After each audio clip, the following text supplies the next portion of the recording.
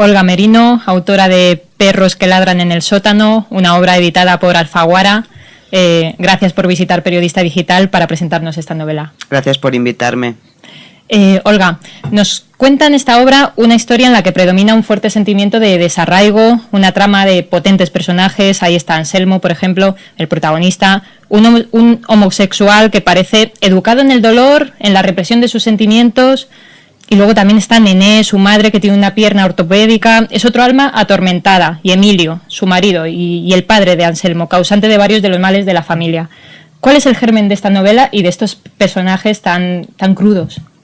La historia en realidad nace, la semilla, es que me apetecía hacer la historia de un artista homosexual de vodevil, de varietés, venido a menos ya a finales de los años 70 y tirar del hilo, o sea, pero la imagen primigenia era esa, ¿no? El homosexual artista venido a menos. Y entonces ahí empecé a tirar del hilo y se me solapó con otros intereses, porque también la historia me interesa mucho, porque creo que de alguna manera la historia explica el pasado, lo que somos, y se me solapó pues con el interés por lo que era el protectorado de Marruecos, bueno, cuando era protectorado español, y así fue más o menos el germen de la historia. Y ahí se pueden encontrar pocos pasajes de luz en esta historia. ¿Por qué esa crudeza? Gran pregunta, yo no lo sé. A lo mejor es porque la vida no acaba demasiado bien para nadie. Hay algún pasaje divertido. Yo creo sobre todo los que da la troupe, ¿no? La troupe de variedades en la que se enrola Anselmo en el año 75. No lo sé porque me ha salido una historia triste, pero si hay algo que los personajes tienen es que creo que ninguno es autocompasivo, ¿no? Que todos aceptan lo que la vida les pone en el plato y actúan. Y aparte, claro, triste supongo también porque fueron unos años muy duros. Yo imagino que ser homosexual en la España del franquismo debe de ser terrible, con la ley de vagos y maleantes, la ley de escándalo público que no se derogó hasta bien entrada la democracia. Gente que la íbamos impeliendo al oscuro, a lo sucio, al pecado, pues no debió de ser fácil, ¿no? Aparte, también a mí como lectora me interesan las historias que van al límite, o sea, que colocan al personaje en el límite, porque si habláramos de historias en que todo es perfecto, un mundo de color de rosa, todo el mundo se ama, entonces la novela, el andamiaje se nos viene abajo, ¿no? Porque si no hay conflicto, no hay pelea, no... Un poco por eso, pero bueno, más que triste, hay yo creo un clima nostálgico, que ahí sí que me siento cómoda en ese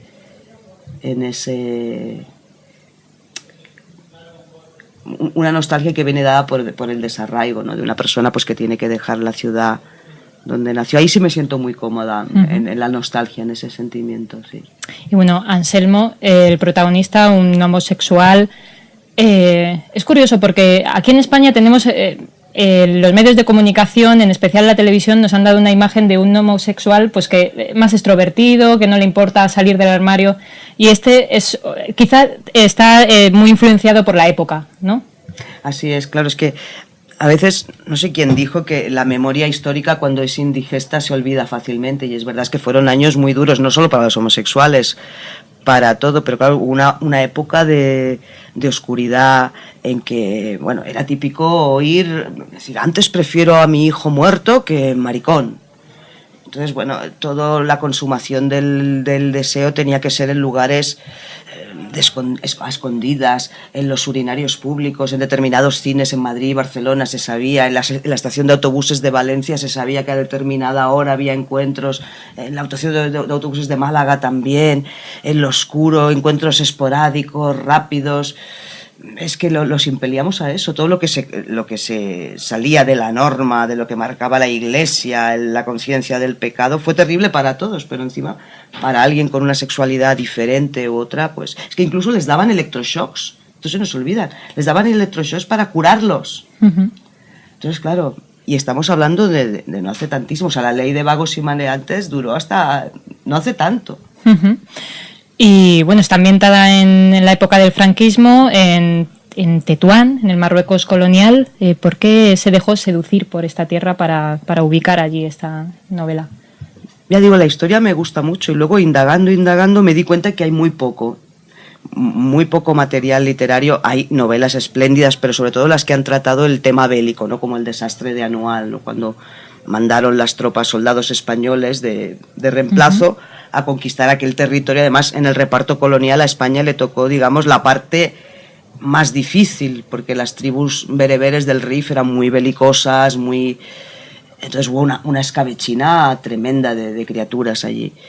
Novelas sobre eso hay, ¿no? Imán de Ramón J. Sender o La forja de un rebelde, pero en la vida cotidiana hay muy poco. Y vi que era un tema ahí para explorar. En lo cotidiano apenas está El tiempo entre costuras de María Dueñas, sí, muy reciente. Es verdad. Y luego una novela buenísima, anterior, muy poco leída, de un tangerino, nacido allí, Ángel Vázquez, que por cierto era homosexual también, Ángel Vázquez, que se titula La vida perra de Juanita Narboni. Y a través de ella, de esta Juanita, la ciudad, ella hace, Juanita, que es una mujer con muy poca cultura, hace como, es una especie de caja de resonancia a través de ese Tánger cosmopolita, ¿no? Que había sido ciudad internacional, que la custodiada por varias potencias europeas, una ciudad donde se mezclaban artistas, espionaje. De hecho, la película Casablanca, dicen que Casablanca es Tánger, ¿no? Entonces, apenas eso, y vi que ahí había un territorio, digo, ¿y por qué no? Esto no... Era un territorio muy propicio, había, ¿no? Yo no sé si es porque tenemos un poco de complejo de inferioridad, pero eso, si fuéramos ingleses, pues estaríamos con nuestro pasado colonial dándole... También hay cosas, a lo mejor es que quizá porque es... A menudo no gusta recordar, porque cuando hablas del protectorado, inmediatamente, de una forma automática, el pensamiento va a lo que fue el alzamiento, la sublevación militar, los militares africanistas. Claro, durante la República los militares, digamos, con ansias de poder estorbaban y los fueron arrinconando hacia las colonias africanas, hacia Marruecos. Claro, ahí se fueron juntando Millán Astray, Godet, Queipo de Llano, Mola. Claro, ahí se fue creando un cocimiento, además el resentimiento de ellos, que los habían quitado de... Y encima allí, mediante la guerra del Rif, adquirieron una experiencia bélica que, digamos, los otros militares no habían tenido. Entonces, claro, al estallar la guerra, los africanistas tenían ventaja bélica, por lo menos. Entonces, quizá por eso es una parte de la historia que se ha preferido... Como que molesta, que no... Sí, hablaba de los ingleses, que ellos recuerdan, tienen más orgullo, ¿no? De más patriotismo, quizá, recuerdan con más cariño su historia, y es verdad que nosotros, pues parece que no queremos mirar mucho hacia atrás, o por ejemplo con los franceses ni siquiera rememoramos mucho la Guerra de la Independencia o cualquier otra incluso otro capítulo de nuestra historia, ¿no? Es curioso porque incluso te paras a pensar en la conquista de América, que es un campo, bueno, fueron pues no sé cuántos siglos de... que hay un material, un filón literario, y piensas, hay muy pocos escritores españoles que hayan abordado ese tema. Al revés, sí. O sea, la visión del latinoamericano hacia el invasor sí que hay. Pero al revés, muy poca. Sí, no. Incluso películas hay de la invasión de... Sí, pero no hay gran material literario. En cambio, los ingleses, bueno, todo el pasado colonial, Foster, Rudyard Kipling, qué sé yo, ¿no? Muchísimas. Incluso los franceses con Argelia. Pero aquí no sé. Bueno. Es curioso. Y, bueno, me ha llamado la atención un pasaje del libro. Dice así: las gentes suelen guardar las fotografías en álbumes ordenados o en viejas cajas de zapatos, pero a Emilio le bastaba con un sobre de la notaría para sus recuerdos familiares. Esta frase dice mucho de lo arraigada que está la soledad, el desarraigo en esta familia, ¿no? Sí, es que es el gran tema, claro. Ellos de repente habían nacido, la historia de la familia es primero parte un tío de Anselmo, el protagonista, justamente para la guerra del Rif, le toca como soldado de reemplazo, acaba quedándose allí porque él es un artesano alpargatero, entonces es un tipo emprendedor y acaba montando pues una zapatería que suministra al ejército, entonces crea un negocio familiar de ortopedia. Entonces ahí acude el padre del protagonista, en fin, claro, entonces ahí, ¿qué ocurre? Y pasó les pasó igual a muchos miles de españoles que, claro, habían nacido en todas las ciudades aquellas, Tetuán, Larache, Alcázar-Quibir, Chauen, habían nacido allí, incluso sus padres habían estudiado allí, se habían casado allí, habían hecho su vida allí, y de repente Marruecos se independiza, como no podía ser de otra forma, en el año 56, y de repente se quedan sin raíces, y ahí hubo una gran diáspora. muchos volvieron a la península. Eran realidades diferentes, aunque tenían el mismo carnet de identidad español. Es cierto que la realidad era muy distinta entre la España que había pasado la posguerra con la del protectorado, porque allí no había habido tanta miseria, tanta hambruna, ni muchísimo menos. Mucha otra gente va de las colonias de Marruecos a América Latina o al Canadá. Entonces, claro, ¿no? Ese espíritu nómada yo creo que un poco refleja cómo es la familia. Incluso el propio Anselmo, después de marchar de Tánger, acaba enrolado a su vez en una compañía de variedades de pueblo en pueblo. Quiero decir que su vida es el vagabundaje errante, que bueno, en el fondo es una metáfora de la vida, ¿no? Todos somos un poco así. Sí, se deja llevar totalmente. Te va llevando la vida un poco. Y ¿cómo ha sido la investigación para esta novela? ¿Habló con algún Emilio, Anselmo, Nené durante...? Curioso, hay como un doble plano de investigación.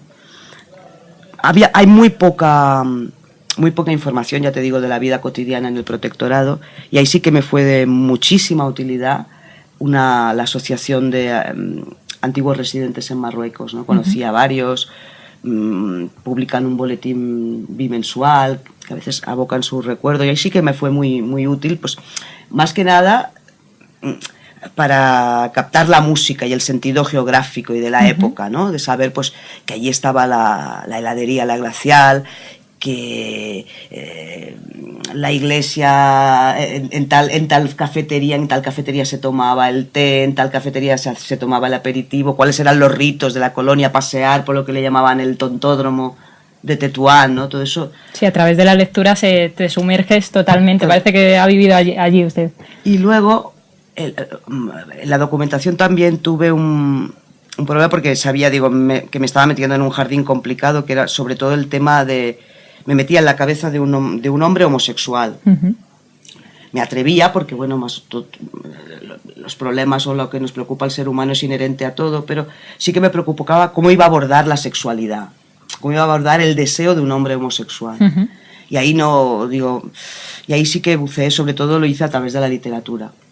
Y bueno, me ayudaron mucho, sobre todo a entender cierta sexualidad atormentada del homosexual, los diarios de John Cheever, un magnífico cuentista norteamericano. Él estaba casado, tenía familia, tenía un sentido religioso muy potente, estaba alcoholizado, supongo que por el sentido de culpa, y sin embargo no podía evitar sentir atracción por hombres y tener algún que otro escarceo sexual con hombres, ¿no? Es un libro de verdad desgarrador en cuanto a eso. También me ayudó mucho la lectura de Gil de Viedma, un libro muy bonito que tiene, que se llama Retrato del artista en 1956. Cuenta parte de su vida en Filipinas, las relaciones que tenía pues con muchachitos de allí. Y sobre todo me llamó mucho la atención cuando había tenido relaciones con mujeres y hablaba del placer que sentía. Dice, siento placer, pero es un placer que se agota en sí mismo, que no...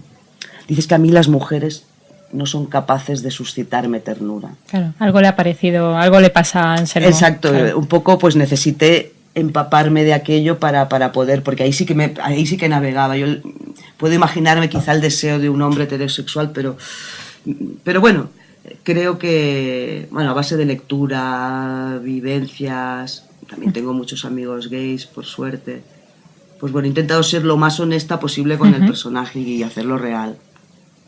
Y bueno, trabajó como corresponsal en el periódico de Cataluña 5 años. 5 años. En Londres y en Moscú. 5 inviernos, porque allí el tiempo se cuenta por inviernos. ¿Y qué experiencias le marcaron más allí y hasta qué punto han influido en sus 3 novelas? Pues es curioso porque bueno, fue una experiencia tanto vital como profesionalmente única. Y allí sí que tuve mucho contacto con niños de la guerra. Son estos niños que cuando estalla la Guerra Civil Española, sobre todo en el año 37 y sobre todo la zona geográfica del norte, cuando empieza la aviación franquista a bombardear con saña, pues bueno, ahí hay una operación que dicen vamos a evacuar a estos niños, a evitarles lo peor de los bombardeos y luego cuando pase, porque se esperaba que la Guerra Civil durara 2 telediarios, ¿no? Bueno, se los llevan unos a tal. Yo fui a parar a Moscú y allí se quedaron. Lo que iba a ser un nada se acaba convirtiendo en toda una vida.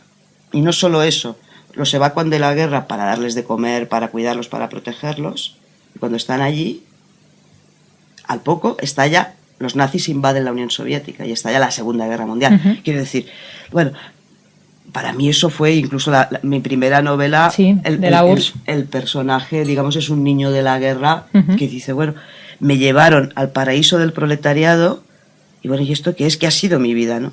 Me interesa mucho cómo la historia afecta al individuo. A veces hablabas con estos chiquillos, yo que sé, que eran de Zumaya, asturianos, gallegos, y te explicaban su vida. Dice, bueno, yo no tengo queja, a mí los soviéticos me han dado estudios, pero cuando te explicaban sus vivencias, primero el desgarro, ¿no? Cuando los meten en un barco, tú te imaginas a niños de 8, 9, 10 años, yo no sé la lumbrera que se le debió ocurrir a aquello, metidos en la bodega de un barco, apartados de sus padres, por mucha penuria, es que, bueno, no lo sé, yo no soy madre, pero y las circunstancias, pero debió de ser horrible cuando te explicaban ese viaje de terror en la panza del barco.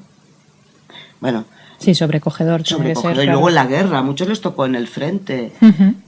Y luego, pero es curioso como después de tantísimos años, muchos hablaban el ruso, la mayoría hablaban el ruso, muchos habían rehecho, se habían casado, muchos casados con españolas, es curioso, entre ellos, muchos. Pero bueno, los que se habían incluso casado con rusas muy rusificados, no habían perdido nunca, supongo que es una querencia sobrealimentada y distorsionada, ¿no? Porque es el paisaje de la infancia magnificado, pero una nostalgia tremenda. Echaban sus partidas de tute todavía y recordando, y bueno, una tortilla de patatas era todavía como... Pero es curioso, y eso me interesa, o sea, ahí me abrió los ojos a lo mejor al desarraigo.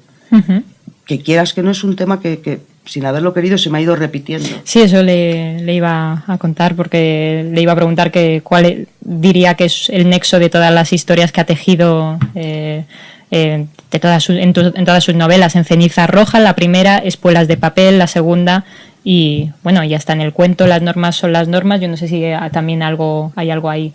Sí, bueno, también es una persona desplazada, ¿no? Es una enfermera, eso sí que está basado en un caso real, una enfermera galesa que le toca trabajar en la guerra de Crimea. O sea, también está fuera de su ambiente. Lugar, ¿no? Lo sé, pero es que tampoco ha sido un artefacto intelectual que haya dicho, bueno, voy a escribir en los próximos 15 años una trilogía sobre el exilio y el desarraigo en España. No. Ha sido un descubrimiento, porque también la segunda novela, quieras que no, también trata sobre la pérdida de raíces. La protagonista es Juana, una muchacha andaluza nacida en la campiña de Sevilla, que con toda la miseria de la posguerra, como tantos miles de andaluces o gallegos, tiene que abandonar un mundo rural por una Cataluña industrial, o por un Madrid industrial, o por un País Vasco, o a Francia, ¿no? Bueno, eso estaba ahí también. En eso sí que tengo raíces familiares, ¿no? Porque bueno, es un poco la historia de me pillaba más de cerca. Pero es verdad, o sea, luego te paras a decir, bueno, lo que has hecho, y ves que sí, que es como una constante, ¿no? La pérdida de raíces como tema que me alimenta. Bueno, debe de ser que me interesa, desde luego que sí. Bueno, y ya para acabar, ¿tiene ya en vista alguna otra novela después de esta? Como soy lenta produciendo, de momento estoy echando carbón a la máquina. Vamos a ver, pero me interesa mucho el amor o el no amor, ¿no? Esta especie de nebulosa extraña, al menos que vivimos las mujeres de mi generación, ¿no? Que buscamos el amor, no lo acabamos de encontrar, las relaciones duran poco, nada acaba de cuajar, todo es efímero. Buscamos el amor porque yo creo que todos lo buscamos, pero cuando lo encontramos o salimos corriendo o no funciona, o no era lo que habíamos esperado, lo habríamos sobredimensionado. La pasión también, todo este terreno, pero quiero decir, todavía es una semilla, una lenteja ínfima que está ahí. Bueno, a ver qué sale. Bueno, ya nos ha avanzado algo. Bueno, pues invitamos a los lectores de Periodista Digital, y en este caso espectadores, a que lean Perros que ladran en el sótano de Alfaguara, de Olga Merino. Gracias. Gracias por invitarme.